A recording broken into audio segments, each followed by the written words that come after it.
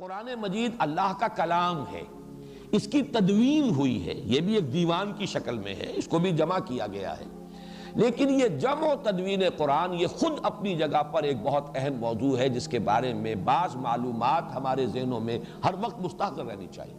تو تدوین قرآن حکیم کی 3 مراحل میں مکمل ہوئی۔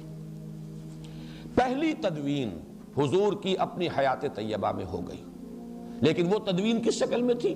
صورتیں معین ہو گئیں، صورتوں کی ترتیب معین ہو گئی، کتابی شکل میں قرآن حضور کی حیات طیبہ تک موجود نہیں تھا۔ لوگوں کے پاس مختلف حصوں پر لکھا ہوا قرآن تھا۔ یہ اونٹ کے شانے کی ہڈی اسکیپولا بڑی چوڑی سی ہوتی ہے، عموماً اس پر لکھتے تھے، یا کولے کی ہڈی یہ بھی چوڑی ہوتی ہے، اس کے اوپر لکھتے تھے، یا یہ ہے کہ یہ اس کی چونکہ ربز جو ہیں بڑی چوڑی ہوتی ہیں، ان ربز کے اوپر لکھتے تھے۔ بہت شاذ لوگوں کے پاس کاغذ کہاں تھا، کاغذ اس زمانے میں، کپڑا البتہ زیادہ دستیاب تھا، کپڑے پر بھی لکھا جاتا تھا۔ اس طریقے سے پتھروں پر لکھتے تھے، چھوٹے چھوٹے پتھروں پر بھی آیتیں لکھ لیتے تھے۔ تو یہ لکھا ہوا جو معاملہ ہے، اور یہ نوٹ کر لینا چاہیے، قرآن کا معاملہ جو میں نے کل بھی بحث کی تھی، یہ قول ہے۔ اِنَّهُ لَقَوْلُ رَسُولٍ کریم، یہ لکھی ہوئی شکل میں حضور کو نہ دیا گیا، نہ حضور نے لکھی ہوئی شکل میں امت کو دیا۔ حضور کو بھی یہ پڑھایا ہے، سَنُقْرِئُكَ فَلَا تَنْسَىٰ، ہم پڑھائیں گے آپ کو پھر آپ بھولیں گے نہیں۔ حضور کو پڑھایا گیا، یہ گویا کہ قول جبرائیل اور پھر قول محمد بن کر لوگوں کے سامنے آیا ہے صلی اللہ علیہ وسلم۔ جبرائیل سے حضور نے سنا اور حضور سے صحابہ نے سنا۔ تو اصل میں تو قرآن کی بنیاد جو ہے وہ پڑھی جانے والی شے ہے، یہ لکھی جانے والی شے اصلاً نہیں تھی، لکھی گئی ہے، حضور کے زمانے میں لکھی گئی ہے۔ اور حضور نے اسی لیے یہ حکم بھی دے دیا تھا، لا تکتبوا عنی الا القرآن، احادیث کو منع کیا تھا کہ میری باتوں کو ابھی مت لکھو، گڑبڑ ہو جائے گا کہیں، قرآن مجید ہی کو لکھو صرف۔ لیکن یہ لکھنا جو ہے اصل نہیں ہے، اصل قرآن حضور کے سینے میں جمع کیا اللہ نے، اور پھر صحابہ کے سینے میں جمع کر دیا محمد الرسول اللہ صلی اللہ علیہ وسلم نے۔ وہ منہ سے منہ کو گیا ہے، قول سے قول کی شکل میں گیا ہے، لوگوں نے سیکھا ہے حضور کے دہن مبارک سے۔ اِنَّهُ لَقَوْلُ رَسُولٍ کریم، جس پر میں کل گفتگو کر چکا ہوں۔ بہرحال لکھا ہوا قرآن بھی تھا، لیکن کتابی شکل میں نہیں، جمع شدہ شکل میں نہیں۔ جمع شدہ شکل میں صرف سینوں میں تھا، حفاظ کو یاد تھا، انہیں یاد تھا قرآن اس ترتیب کے ساتھ ہے۔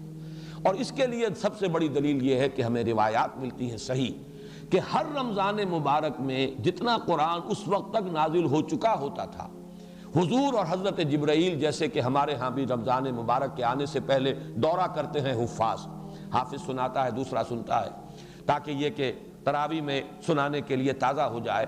تو رمضان مبارک میں حضور اور حضرت جبرائیل مذاکرہ کرتے تھے، قرآن مجید کا دورہ ہوتا تھا قرآن کا۔ اور آخری رمضان مبارک جو آپ کی حیات طیبہ کا ہے، اس میں پورے قرآن کا 2 مرتبہ دورہ کیا ہے محمد رسول اللہ صلی اللہ علیہ وسلم نے حضرت جبرائیل سے۔ تو ظاہر بات ہے ترتیب تو تھی، تدوین ہو چکی تھی، لیکن وہ کتابی شکل میں نہیں تھی، وہ سینوں کے اندر محفوظ تھی ترتیب۔ ویسے لکھی ہوئی مختلف صورتیں، مختلف آیتیں لوگوں کے پاس مختلف چیزوں پر موجود تھیں۔ اس معنی میں جہاں تک حافظے میں اور سینے میں مدون ہو جانا ہے قرآن کا، وہ تو نبی اکرم صلی اللہ علیہ وسلم کی حیات طیبہ کے دوران مکمل ہو گیا۔ دوسرا مرحلہ آیا ہے اس کا حضرت ابو بکر رضی اللہ تعالیٰ عنہ کے عہد خلافت میں، جب جنگیں ہوئی ہیں مرتدین سے اور مانعین زکوٰۃ سے، اور جنگ یمامہ میں تو بہت بڑی تعداد میں صحابہ شہید ہوئے ہیں، بہت بڑی جنگ تھی، خوریس جنگ تھی، اور اس میں بڑی کثیر تعداد میں حفاظ قرآن شہید ہو گئے۔ اب ایک تشویش پیدا ہوئی کہ اس قرآن کو اب جمع کر لینا چاہیے کتابی شکل کے اندر، ما بین الدفتین یا دفتیین، اس کو جمع کر لینا چاہیے۔ اس پر پھر حضرت عمر کے دل میں سب سے پہلے یہ خیال آیا۔ حضرت عمر نے حضرت ابو بکر سے کہا، وہ بڑے متردد رہے، میں کیسے کروں، جو کام حضور نے نہیں کیا وہ میں کیسے کروں؟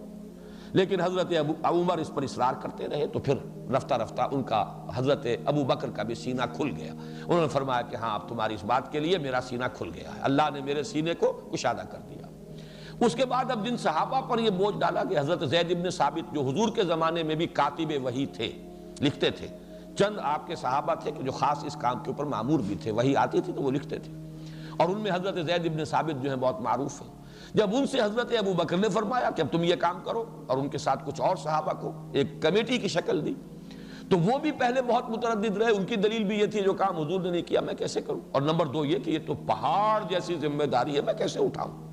لیکن پھر جب حضرت ابوبکر حضرت عمر رضی اللہ تعالیٰ عنہما دونوں کا اصرار ہوا تو ان کا بھی سینہ کھل گیا۔ پھر اس کو پھر اب صحابہ کرام سے جس کے پاس جو بھی لکھی ہوئی شکل میں تھیں ان سے لے کر، اور پھر یہ کہ مختلف شہادتیں اور حفاظ کی مدد سے اب اس کو ایک کتاب کی شکل میں مرتب کر لیا گیا حضرت ابوبکر کے زمانے میں۔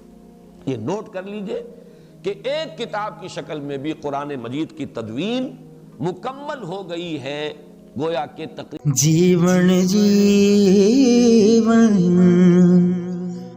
ہر کوئی آنکھیں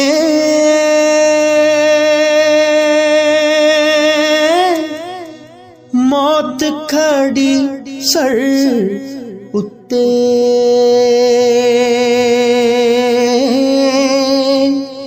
تیرے نالوں لکھ لکھ سونے خاک اندر جا ستے۔